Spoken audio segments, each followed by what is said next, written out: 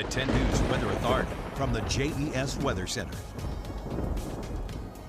Good Tuesday morning, everyone. Here's a look at our picture of the day sent in by Vicki Draper out in Bedford. This is of crepuscular waves, or rays rather, right at around sunset from this past weekend, where you see multiple rays passing through the clouds. Now, what this is it's just light that is passing in from west to east during sunset, and it is interacting with the clouds. So the clouds are creating a shadow, and what is left behind are these rays of light that you see. That is just sunshine scattering around some water vapor, some haze, maybe some dust particles. So that's what you're seeing. It's very similar to if you were to walk into a room, a dark room that is dusty with a flashlight, and you see the rays that are spread out across the ground. Very, very similar sort of circumstances and scenario unfolding. So very cool picture. Thanks for sending that in.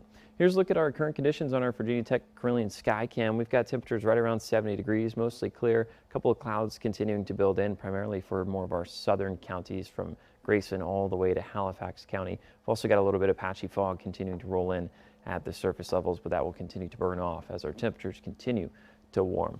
We get to about 85 degrees by 2 p.m. with partly to mostly cloudy skies overhead, and because of that, temperatures are only going to get into the mid to upper 80s this afternoon, so a little bit cooler than what we were at yesterday afternoon. However, the flash flooding risk for the day is still elevated, level 2 out of 4, all the way from South Carolina, even into parts of Tennessee and even into parts of Georgia, spanning all the way up into the Baltimore, Delaware, and Virginia areas, also tagging parts of West Virginia as well. So everyone under that level 2 out of 4, slight risk for the day. What that means is that the potential for excessive rainfall is still high, primarily in these areas highlighted here on your screen. These counties highlighted in green are under an aerial flood watch until midnight tonight due to the potential for some flooding to happen aerially. Now, I can't pinpoint exactly where the flooding is going to be taking place. However, I would suspect that at least one spot highlighted east of US 220 is going to be dealing with the potential for flooding, if not a flood warning, later on the day. Reason being is because Futurecast is again indicating some very slow moving storms that get developed right around 2-3 o'clock. You see they kind of take their time,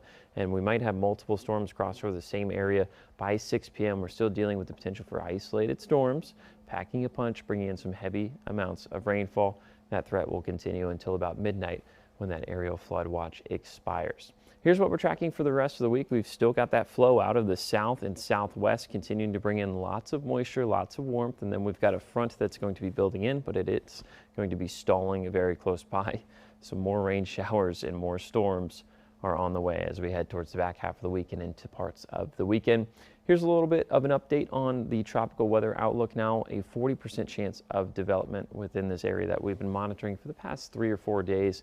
Right off the coast of Florida. Looks like it's going to be building across Florida today. However, bringing lots of rainfall to that area. Some areas around Tampa saw 10 inches of rain in about a 4 to 5 hour period. So dealing with rainfall across the country that is leading to the potential for flash flooding.